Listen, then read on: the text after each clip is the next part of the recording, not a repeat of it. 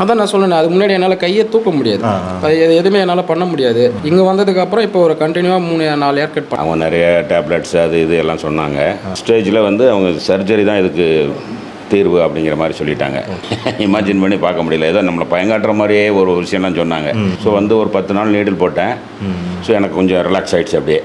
So தொடர்ந்து இந்த பேண்ட்லாம் போட்டிருந்தேன், அதெல்லாம் இப்போ ரிமூவ் பண்ணிட்டேன். இப்போ ஒன்றும் பிரச்சனை இல்லை, இப்போ நல்லா இருக்கிறேன். அதாவது இந்த மாதிரி அக்கு கிராஃப்னு சொல்லிட்டு ஒரு கிராஃப் எடுத்தாங்க சரிங்களா. முன்னாடியெல்லாம் எனக்கு இந்த கம்ஃபர்டபுளாக உட்கார முடியாது, இப்போ வந்து நான் ஈஸியாக உட்கார மாதிரியான அந்த மாதிரி ஒரு நம்மளுடைய ஒரு 2 முடி சேர்த்தா எந்த அளவுக்கு திக்னஸாக இருக்குமோ அந்த அளவுக்கு திக்னஸ் தான் இது. ஆக்சுவலாக இந்த நீடில் என்ன பண்ணும் அப்படின்னா,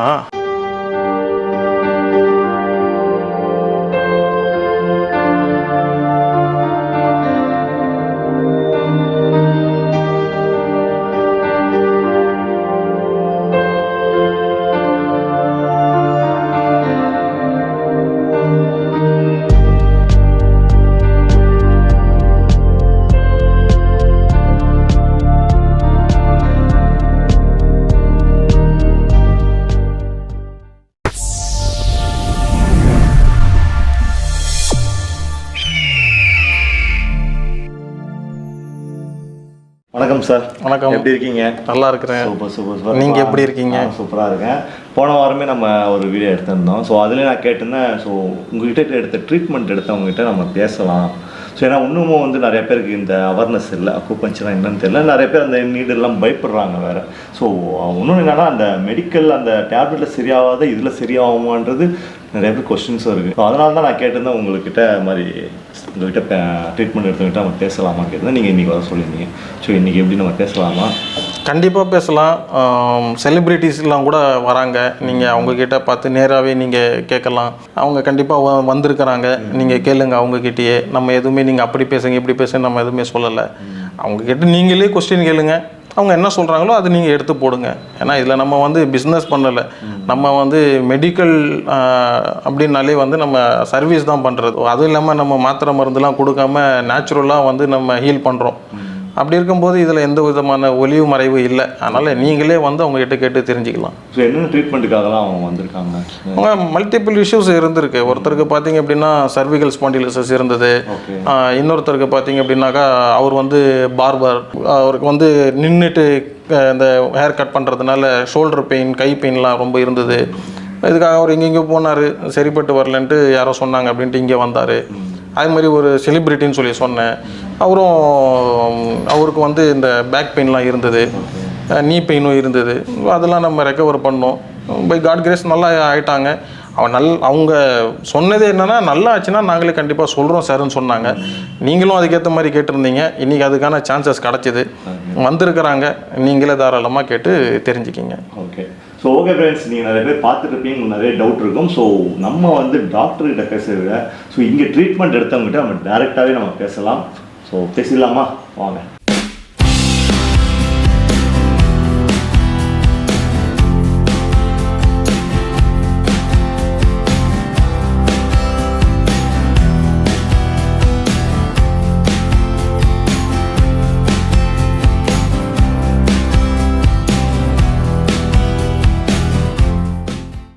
வணக்கம்ண்ணா. வணக்கம் சார். உங்கள் பேர்? என் பேர் விஜயன். எங்கேருந்து வரீங்க? வலசரவாக்கத்துலேருந்து வரேன். Okay okay. என்ன வேலை செஞ்சிட்ருக்கீங்க? நான் வந்து பியூட்டி பார்லர் ஒர்க் பண்ணிகிட்ருக்கேன். இப்போ நீங்கள் எதுக்காக இங்கே வந்தீங்க?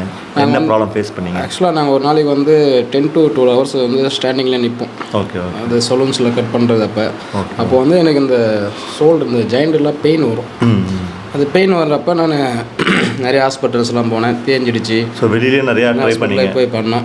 அதுக்கப்புறம் அங்கே போனால் நீங்கள் ஜவு தேஞ்சிடுச்சு, அதுக்கு வந்து நீங்கள் ஆப்ரேஷன் பண்ணணும் அப்படின்னா, ஆப்ரேஷன் பண்ணால் நம்ம ஒர்க் பண்ண முடியாது. அப்புறம் சர்ச் பண்ண இங்கே நிறைய பேர் போயிட்டு வந்துட்டு நல்லா இருக்குன்னு ஒரு ரிவ்யூஸ்லாம் நிறைய சொல்லியிருந்தாங்க. அப்படி சொல்லிட்டு இருக்கல நான் வந்து ட்ரை பண்ணேன். இவங்க ஒரு 1 month கோச்சு, 45 days கோச் பண்ணணும், உங்களுக்கு இம்ப்ரூவ்மெண்ட் இருக்குன்னாங்க. நான் வந்து இப்போ ஒரு 10 days தான் கோச் சேர்த்தேன், நல்லா இம்ப்ரூவ். ஃபஸ்ட்டு இதே பண்ண முடியாது, கஷ்டமாக இருக்கும். நல்லா பண்ணுறேன். நல்லா இருக்குது. ஸோ இப்போ உங்களுக்கு அந்த ஒர்க்லாம் பண்ண முடியுது உங்களுடைய? பண்ண முடியுது. ஓகே, இப்போ இங்கே என்னென்ன ட்ரீட்மெண்ட் கொடுத்தாங்க உங்களுக்கு? எனக்கு அந்த நீடில்னு சொல்லிட்டு இது ஃபுல்லாக இது பண்ணியிருந்தாங்க இந்த பக்கம். அப்புறம் டேன் தெரப்பின்னு சொல்லிட்டு பைனல் கடை எனக்கு நிற்கிறதுனால பேக் பெயின் நிறையா இருந்தது. டேன் தெரப்பி பண்ணதுக்கப்புறம் இப்போ ஓகே. இன்னும் அது கம்ப்ளீட்டாக ஒரு 5 days தான் எடுத்துருக்கு. இன்னும் 5-10 days போனால் தான் அதனுடைய இதுவே உங்களுக்கு நல்ல ரிசல்ட் இருக்குது. ஸோ இங்கே வரதுக்கு முன்னாடி வந்து நீங்கள் அதை ஒர்க் பண்ணியிருந்தீங்க. ஸோ வரதுக்கு முன்னாடியும் ஸோ இங்கே வந்ததுக்கு அப்புறமும் வந்து உங்களுடைய அந்த வேலை வந்து எப்படி நடக்குது? அதான் நான் சொன்னேன், அதுக்கு முன்னாடி என்னால் கையை தூக்க முடியாது. எதுவுமே என்னால் பண்ண முடியாது. பண்ணிகிட்டே இருப்பேன், டக்குன்னு பெயின் வந்துடும், டக்குன்னு ஒரு மாதிரி இதுவாகிடும். அதனால் என்னுடைய அசிஸ்டண்ட்டுக்கு கொடுத்துட்டு நான் அடுத்து ரெஸ்ட் எடுக்க போயிடுவேன், ஹாஸ்பிட்டலுக்கு போயிடுவேன். இங்கே வந்ததுக்கப்புறம் இப்போ ஒரு கண்டினியூவாக 3-4 ஹேர் கட் பண்ண முடியுது. ரெஸ்பான்ஸ் நல்லாவே இருக்குது. ஸோ இப்போ ரெகுலராக ட்ரீட்மெண்ட் ஒன்றும் பண்ணணுன்னாங்களா இல்லை அவ்வளோதானா? இல்லை, அவங்க சொன்னது 45 நாள் சொன்னாங்க. இப்போ 10 daysலேயே நல்ல ரிசல்ட் இருக்குது. ஸோ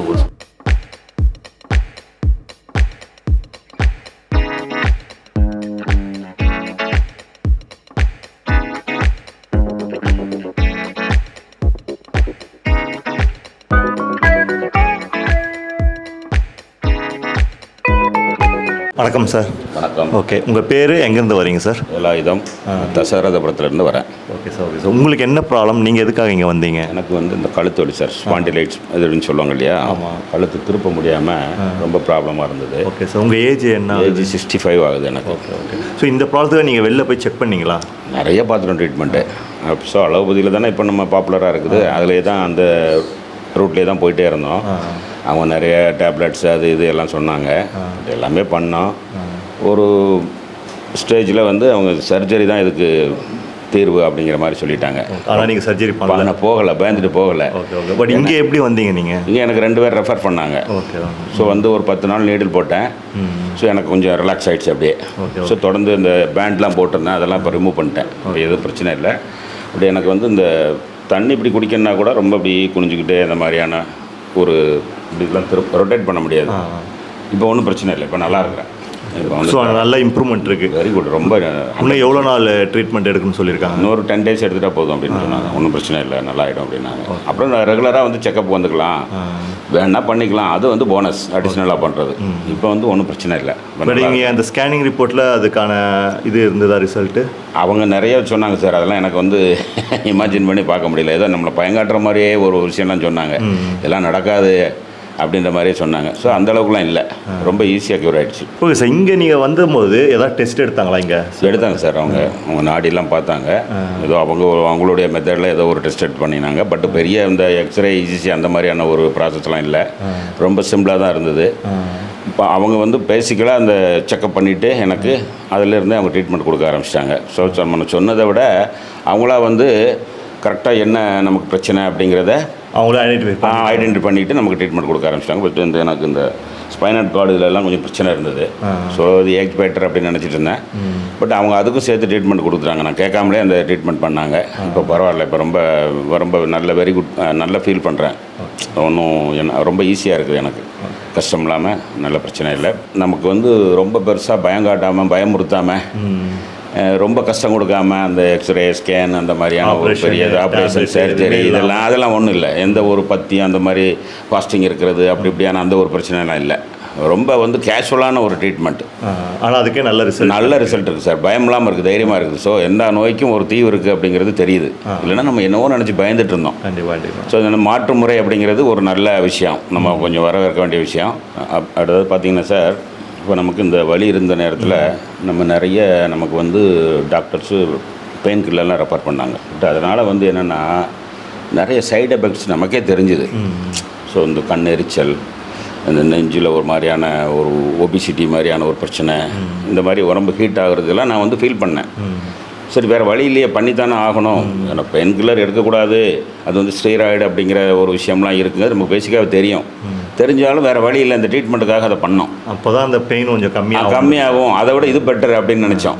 ஸோ இது வந்து லாங் டைம் நீடிச்சுன்னா உடம்புக்கு நல்லதில்லை. ஸோ அப்படியெல்லாம் பண்ணிக்கிட்டே இருந்தோம். அந்த இதெல்லாம் போட்டு அது கிட்னியெல்லாம் பாதிக்கும் அப்படின்ற மாதிரியான நிறைய பேரை பார்த்துருக்கோம். நம்ம ஏஜ் ஃபேக்டர் வந்து இது வந்து தாங்காது உடம்பு இதெல்லாம். பட் வேறு வழி இல்லாமல் இதெல்லாம் செய்ய வேண்டிய ஒரு நிர்பந்தத்தில் இருந்தோம் நம்ம. ஸோ இப்போ இங்கே அதெல்லாம் ஒன்றும் இல்லை.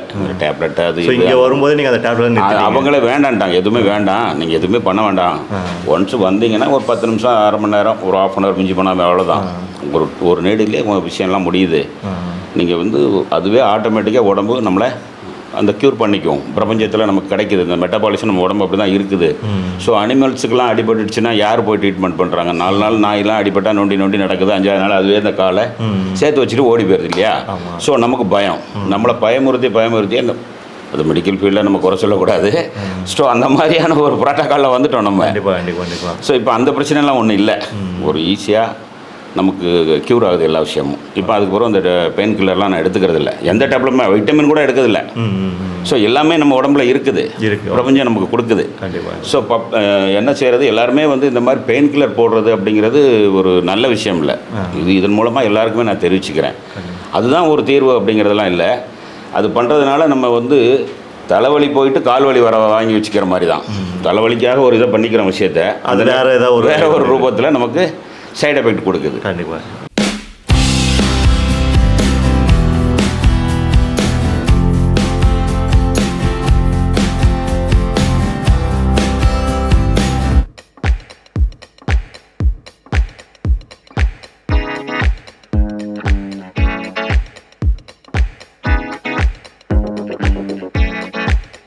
வணக்கம் சார். வணக்கம் சார். எப்படி இருக்கீங்க?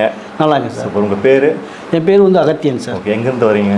நான் வந்து நெசப்பாக்கத்தில் வந்தேன், வெஸ்ட் கேகேனரில். ஓகே, என்ன வயசு ஆகுது சார் உங்களுக்கு? எனக்கு 54 கிட்ட ஆகுது சார். ஓகே, என்ன ஒர்க் பண்ணிட்டுருக்கீங்க சார்? நான் சினிமாவில் இருக்கிறேன். சினி ஃபீல்டில் இருக்கிறேன். இங்கே பார்த்த மாதிரி இருக்குன்னு நான் அப்படியே நினச்சேன். என்ன ஏதாவது ஒர்க்? நிறைய படங்களில் பண்ணியிருக்கேன். இப்போ நீங்கள் பார்த்தீங்கன்னா உதாரணத்துக்கு இப்போ வலிமை படம் பார்த்து தலைகுடையா? ஆமாம். தலைகுடையா நினச்சிட்டு ஆமாம், வலிமை.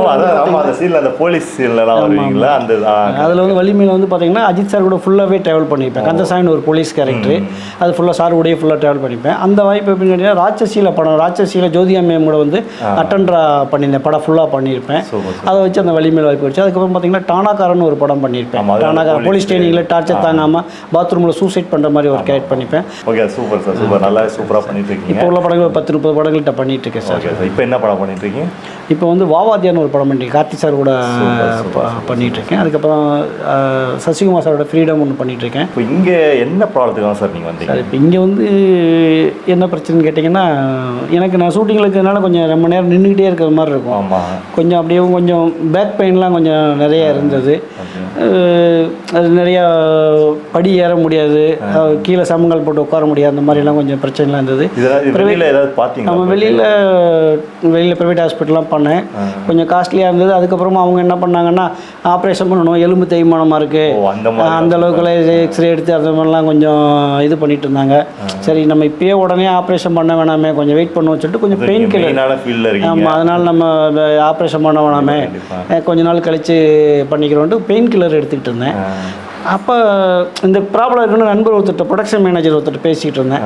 அவர் என்ன பண்ணணும்னா, திடீர்னு இந்த மாதிரி சையத்துன்னு அக்குபஞ்சர் கிளினிக் வச்சுருக்கிறாங்க, நீங்கள் அங்கே போனீங்கன்னா ஓரளவுக்கு உங்களுக்கு இதாக இருக்கும் அப்படின்னாரு. அதுக்கப்புறம் நானும் ஒரு நம்பிக்கை இல்லாமல் தான் வந்தேன். எவ்வளோ எல்லாமே பண்ணியாச்சு, இதில் நமக்கு க்யூர் ஆகுமா ஆகாதா அப்படிங்கிற ஒரு தாட்டில் தான் வந்தேன். இங்கே வந்து சார்ட்டை வந்து ஒரு 10-15 நாள்கிட்ட ட்ரீட்மெண்ட் எடுத்தேன். இன்றைக்கி எனக்கு ஓரளவுக்கு க்யூரபுளாக இருக்குது. ஸோ வந்ததுக்கான அந்த ரிசல்ட் வந்து இருக்குது. ஸோ சார், நீங்கள் இங்கே வந்த உடனே என்னமா ட்ரீட்மெண்ட் ஸ்டார்ட் பண்ணாங்க சார்? சார், இங்கே ஃபஸ்ட்டு வந்தோடனேவும் ஒரு சேது சார் வந்து ஒரு நிமிஷம் இருங்களேன், அதாவது இந்த மாதிரி அக்குகிராஃப்னு சொல்லிட்டு ஒரு கிராஃப் எடுத்தாங்க. டெஸ்ட் நம்ம எக்ஸ்ரே மாதிரி அக்குகிராஃப் மாதிரி எடுத்தாங்க. அதை எடுத்துட்டு அதுக்கப்புறம் 10 days வந்து ஒரு நீடில் இது மாதிரி பண்ணாங்க, ட்ரீட்மெண்ட் ஸ்டார்ட் பண்ணாங்க.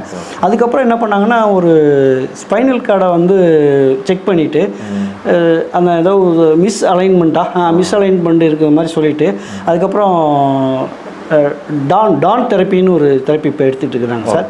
இப்போ எனக்கு ஓரளவுக்கு நல்லாவே ரிசல்ட் இருக்குது. இப்போ நல்லாவே உங்களுக்கு வந்து ஃபீல்? ஆமாம், ஃபீல் ஆகும். ஓகே சார், இங்கே வரதுக்கு முன்னாடி உங்களுக்கு அந்த பிரச்சனை இருந்ததில்ல, இப்போ வந்ததுக்கப்புறம் ஸோ அந்த பிரச்சனையெல்லாம் எப்படி நல்லாவே இருக்கா? இல்லை சார், இப்போ நல்லா எனக்கே நல்லா அதை உணர்றேன். முன்னாடியெல்லாம் பார்த்தீங்கன்னா சமங்கள் போட்டு என்னால் கீழே உட்கார முடியுமா உங்களா? இப்போ உட்கார முடியும் சார், சரிங்களா? முன்னாடியெல்லாம் எனக்கு இந்த கம்ஃபர்டபுளாக உட்கார முடியாது.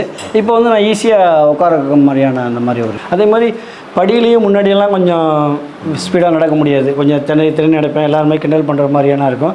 இப்போ இந்த ட்ரீட்மெண்ட்டுக்கு அப்புறம் ஃப்ரீயாக அதனால் எல்லாம் பண்ணேன். Super sir. இன்னும் நிறையா வந்து படம் நடிக்கணும். ஸோ நான் வந்து தலையோட தீவிர ஃபேனு. ஸோ தலையை பார்க்க முடியல, தலை கூட நடிச்சா நம்ம சாரை பார்த்தாச்சு. ஸோ ஓகே சார், நல்லா உடம்ப பார்த்துக்கோங்க. நிறையா படம் நீங்கள் நடிக்கணும். ஸோ உங்களை மாதிரி நிறையா வந்து அந்த திறமையாளர்கள்லாம் வெளியில் வரணும், நிறையா இன்னும் மேலாக போகணும். ஓகேவா? ஓகே, நன்றி சொல்லிடுங்க. Okay sir. நான் வந்து நன்றி சொல்லணும்னா சையத் சார் தான் நன்றி சொல்லணும். ஏன்னா முன்னாடி எல்லாத்துக்குமே உடலில் ஒரு இதுனா தன்பயம்னு சொல்லுவாங்க. 10 வீரர்களும் சண்டை போட்டுக்கலாம், எது வேணாலும் பண்ணிக்கலாம். பட் உடம்புக்கு ஒன்றுங்கும் போகும்போது அது தன்பயம் ஜாஸ்தி வந்துடும்.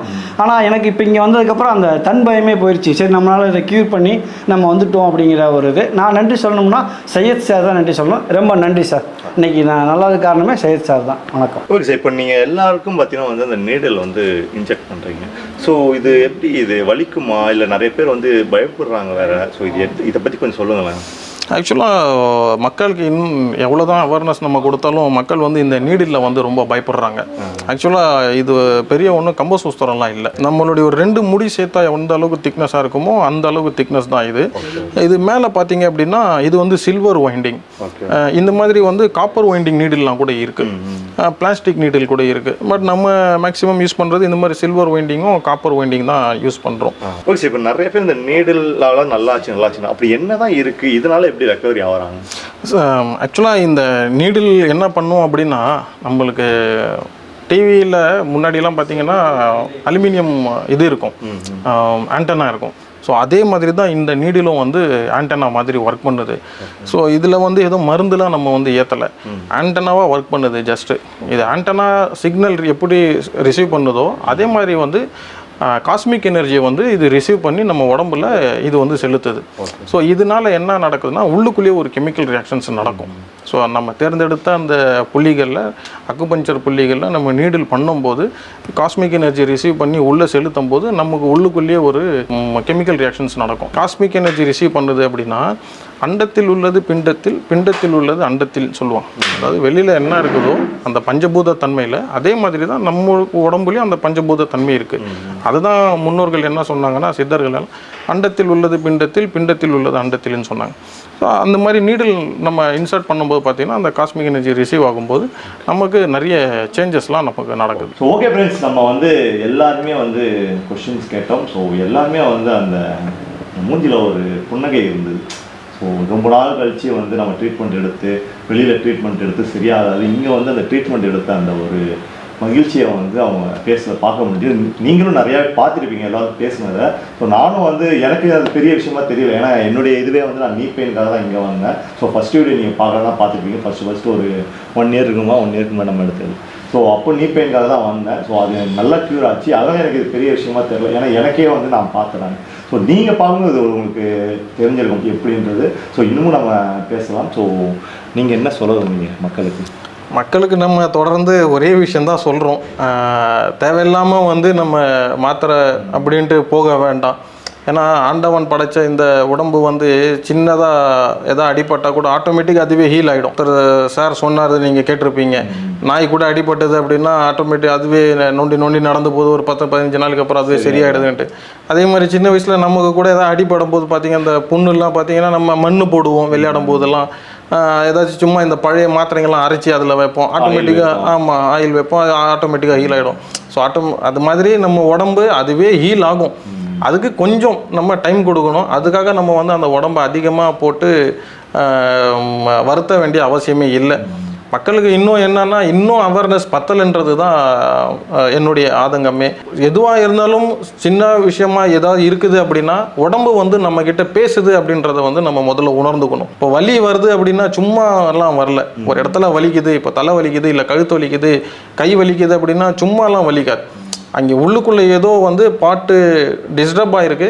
அதனால அந்த பிரெயினுக்கு சிக்னல் அனுப்பி பிரெயின் நம்மளுக்கு வந்து சொல்லுது, இந்த இடத்துல வலிக்குது, இது பாருப்பா அப்படின்னு சொல்லி. அப்போ தான் நம்ம வந்து கவனிக்கணும். எதனால் இந்த இடத்துல வலி இருக்குது, எதனால் வயிறு வலிக்குது, எதனால் தலை வலிக்குது. சில பேருக்கு கண்ணெல்லாம் எரிச்சலாக இருக்கும். கேட்டால் என்ன சொல்லுவாங்க, ஆமாம் ஹீட் அதிகமாகிடுச்சு அப்படின்வாங்க. அப்போ இது வந்து உடம்பு நமக்கு சொல்லுது, ஆமாம் ஹீட் உடம்பு அந்த சிம்டம்ஸ் தெரியுது. அதே மாதிரி இப்போ வயிறு வலினா என்ன, சில பேருக்கு இந்த டைஜஸ்டிவ் ப்ராப்ளம் இருக்கும், ஒழுங்காக ஜீரணமாக இருக்காது. அப்போ என்ன அவங்களுக்கு அதிகமாக வயிறு வலி தெரியும். அப்போ அவங்க ஒரு 2 நாள் கொஞ்சம் கம்மியாக சாப்பிடுவாங்க, இல்லைனா ஏதாச்சும் பேதிக்கு மருந்து எடுத்தாங்கன்னா ஆட்டோமேட்டிக்காக வயிறு வலி சரியாக போயிடும். நம்ம உடம்புல என்ன பிரச்சனை நமக்கு தான் ஃபர்ஸ்ட் தெரியும். நமக்கு தெரியும். அதுதான் அப்போது என்னன்னா நமக்கு அந்த உடம்பு சொல்லுது, நம்மகிட்ட பேசுது. அப்போ நம்ம அதை காது கொடுத்து கேட்கணும். ஸோ இந்த மாதிரி சயின்ஸ்லாம் நமக்கு காட்டும். அது நம்ம ஆட்டோமேட்டிக்காக இயற்கை முறையில் நம்மளுக்கு என்னென்ன இருக்கோ அதை நம்ம வந்து ட்ரீட்மெண்ட் எடுத்துக்கலாம். ஸோ அதே மாதிரி தான் இதுவும் வந்து ஒரு இயற்கை மருத்துவம். மருந்தில்லா மருத்துவம்னு சொல்கிறது அக்குபஞ்சரை தவிர்த்து தான். அதனால் நம்ம அதே மாதிரி நம்ம ட்ரீட்மெண்ட்டு வந்து எந்த டிசீஸுக்குமே பண்ணுறதில்ல. ஆக்சுவலாக இப்போ பேஷண்ட்ஸ்லாம் நிறைய பேர் சொன்னாங்க, நான் அந்த பெயினுக்காக வந்தேன், இந்த டிசீஸ்க்காக வந்தேன்ட்டு. ஆக்சுவலாக அக்குபஞ்சரை பொறுத்த வரைக்கும் நம்ம வந்து டிசீஸ்க்கு பண்ணுறதில்ல, ஒன்லி ஆர்கன்ஸ்க்கு தான் பண்ணுறது. அதுக்காக தான் அந்த அக்குகிராஃப் டெஸ்ட்டு கூட நான் உங்களுக்கு சொன்னேன். ஸோ அந்த அக்குகிராஃப் டெஸ்ட் எடுத்து அதில் அந்த 12 உறுப்புடைய அந்த எனர்ஜி லெவலில் பார்ப்போம். அந்த எனர்ஜி லெவலில் எதில் டிஃபிஷியன்சி இருக்குது, எதில் லோவாக இருக்குது, எதில் ஹையாக இருக்குன்றதை பார்த்துட்டு அதை டயக்னோஸ் பண்ணி அதை பேஸ் பண்ணி நம்ம வந்து ட்ரீட்மெண்ட் கொடுப்போம். ஆட்டோமேட்டிக்காக எங்கெங்கே லேக் இருக்கோ அந்த எனர்ஜி எல்லாமே கிளியராகி எனர்ஜி சர்க்குலேஷன் பாஸ் ஆகும்போது அவங்களுக்கு ஒரு புத்துணர்ச்சி கிடைக்குது, அந்த பெயின் ரிலீஃப் ஆகுது. அப்போ ஆட்டோமேட்டிக்காக அவங்களுடைய உடம்பு வந்து ஹீல் ஆகிடுதுன்றது அர்த்தம். ஸோ ஓகே ஃப்ரெண்ட்ஸ், நம்ம ஃபைனலாக முடிச்சிடுவோம். ஸோ உங்களுக்கு நிறையா வந்து கேள்விகள் இருக்கலாம், ஸோ உங்களுக்கு நிறையா வந்து அந்த குறைகள் இருக்கலாம். ஸோ எல்லாத்தையும் வந்து கமெண்ட்டில் சொல்லுங்கள். ஸோ அதை பற்றி நம்ம அடுத்த வீடியோ பார்ப்போம். ஸோ மேக்ஸிமம் வந்து மருந்து இல்லாமல் உங்களுடைய வியாதிகளை குணப்படுத்த பாருங்கள். ஸோ அது உள்ளே போச்சுன்னா அதுக்கான எஃபெக்ட் வேறு வழியாக வரும். இங்கே ஒரு வாட்டி விசிட் பண்ணி பாருங்கள், கண்டிப்பாக வந்து உங்களுக்கு ஒரு நல்ல ரிசல்ட் கிடைக்கும். நம்ம ஃபஸ்ட்டே சொன்ன மாதிரி உங்களுக்கு என்னென்ன மாதிரி பிரச்சனை இருக்குன்னு சொல்லிட்டு நீங்கள் கமெண்ட் சொல்லுங்கள். நம்ம அதே வந்து அடுத்த ஒரு வீடியோவாக வந்து எடுப்போம். ஸோ அதை எப்படி சரி பண்ணுறதுன்னு நம்ம டாக்டர்கிட்ட கன்சல்ட் பண்ணலாம். ஸோ நன்றி சார்.